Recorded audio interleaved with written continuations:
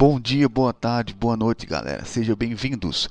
Hoje abriremos a primeira parte de informática. Então espero que vocês gostem, porque eu fiz com todo carinho o material que vocês vão ver dentro desse curso de informática e ele vai ser muito completo. Por isso que eu botei aqui as fontes.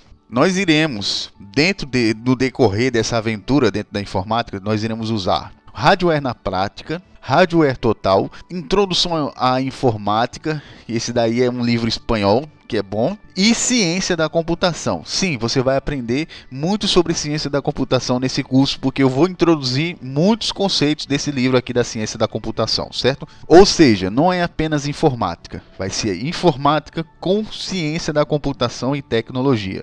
Ou seja, vai ser um curso muito grande, eu prevejo que vai durar pelo menos uns 2 anos, ou mais, para botar todos esses conceitos aqui.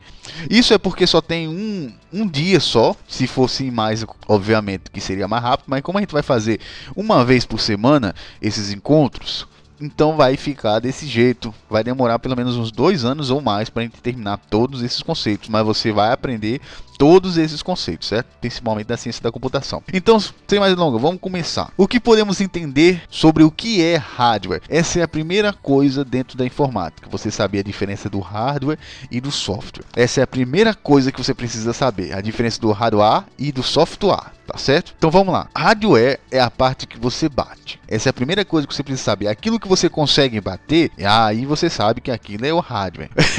Mas vamos para algo um pouco mais técnico. Tá certo? O hardware ele é a parte física dos eletrônicos e os componentes eletrônicos ou elétricos. Ou seja, a parte física dele, ele é um eletrônico que tem uma parte física e também tem componentes elétricos e componentes eletrônicos também. Então todo componente eletrônico ou elétrico que possui uma parte física, ele é hardware. Essa é a ideia principal. Uma placa-mãe, por exemplo, ela é um hardware. Então tudo aquilo que tem a parte física dentro de um eletrônico pode ser considerado um hardware. Essa é a primeira coisa. E o software? O que seria o software? O software é aquela parte que você só pode xingar. Sabe aquele negócio que fica travando na internet? Você fala, filha da puta, tá travando, desgraça. É isso, é a parte do software. Isso é o software, a parte que você xinga. Então eu posso dizer que ele é a parte virtual ou parte lógica do eletrônico. A programação, algo programado, ou então um programa. Um programa é um dos maiores exemplos de um software. Então é a parte mais lógica, vamos dizer assim. É isso que é um software. Agora vamos entrar no conceito de circuito elétrico, tá certo? Você sabe que tem energia dentro da placa-mãe e dentro desses hardware, certo? Porque senão não tem como funcionar. Porque senão como é que você bota ele na tomada, cacete? Você bota por nada, porra? Tem alguma coisa elétrica lá dentro. Existe algo chamado circuito elétrico lá dentro. E esse circuito elétrico, ele distribui as cargas. Aí é claro que não vai ser distribuído de qualquer jeito também, né?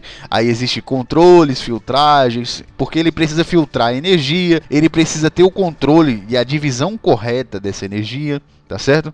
Então, o que você precisa saber de hardware, em questão do hardware, é que existe um circuito elétrico de sistema fechado, porque a energia precisa ter um circuito fechado para poder funcionar. Não é à toa que quando você bota a mãozinha, o dedinho na tomada, a tomada desce pro chão, porque ali virou um circuito fechado. Porque os elétrons, os boys que andam, imagine os elétrons como um monte de boy, um monte de boyzinho pequenininho, que quando você abre a estrada, eles começam a andar. Então é isso que significa os elétrons. Então existe algo chamado elétrons. E esses elétrons, que tem uma carga negativa, eles passam para o outro canto quando tem um circuito fechado e ficam andando que nem um idiota. É isso que eles fazem. E isso só pode acontecer no sistema fechado, porque se tiver no sistema aberto, não tem como os boys passear à toa, porque é como se tivesse quebrado o caminho e eles não pudessem passar. Eles não pulam, cara. É que nem um God of War novo que o cara não tem um pulo. É tipo essa coisa. E eles precisam de algo chamado condutor para eles poderem passar para o outro lado. Então, ou seja, não é qualquer ponte que vai fazer eles passar.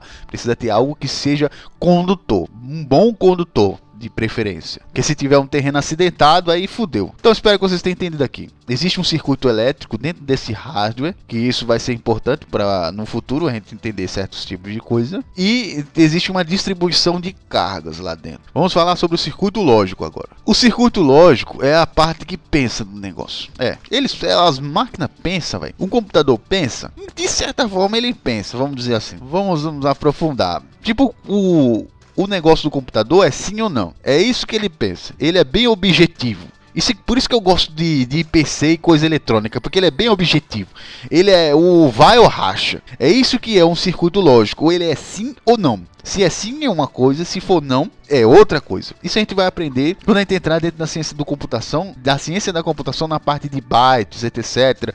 A lógica Shor, NAND, todas essas coisas. A gente vai aprender tudo isso, mas no futuro. Porque isso aqui é a lógica de base 2, ou a lógica binária. A gente vai aprender isso com você espere que você vai ver. Mas o importante é que vocês entendam que elas têm um pensamento, elas pensam.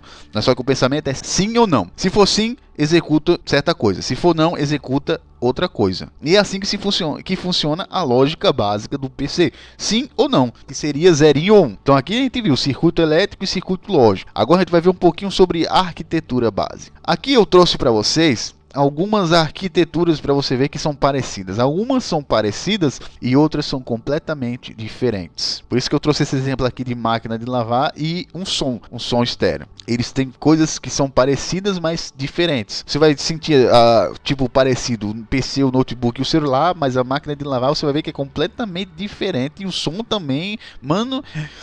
Vocês vão ver. Vamos lá, sem mais delongas. PC, o que é que tem dentro da arquitetura do PC? Você vai encontrar dentro da arquitetura do PC a placa-mãe, a memória RAM, o disco rígido, o processador e os periféricos, certo? Isso aqui é o básico de um PC, que você vai encontrar no PC, e a gente vai ver isso no futuro com mais detalhes. O notebook. Vamos ver o que é que tem no notebook. Notebook, ele tem a placa-mãe, ele tem a memória RAM, ele tem um disco rígido, tem o processador e tem um chip do Wi-Fi. Que se não tiver chip do Wi-Fi no notebook, não é um notebook, caralho. Então, você já vê que os periféricos aqui, ele tem periféricos, mas não são tão importantes aqui, porque a ideia do notebook é ele ser compacto. Então você já vê que as peças aqui já não vão ser as mesmas, mas você vai encontrar o mesmo intuito, vamos dizer assim, dentro do notebook, só que em menor tamanho. Vamos falar agora sobre o celular. O que você encontra no celular? Você vai encontrar uma placa-mãe, uma memória RAM, uma memória interna que é tipo SSD, que é como se fosse um pendrive, que é diferente do disco rígido. Nós temos o sistema de rede, que é importante para ele pegar a antena. Temos o sistema Wi-Fi, porque celular sem Wi-Fi, puta que pariu, mano. Se já era puta que pariu no notebook, no celular, puta.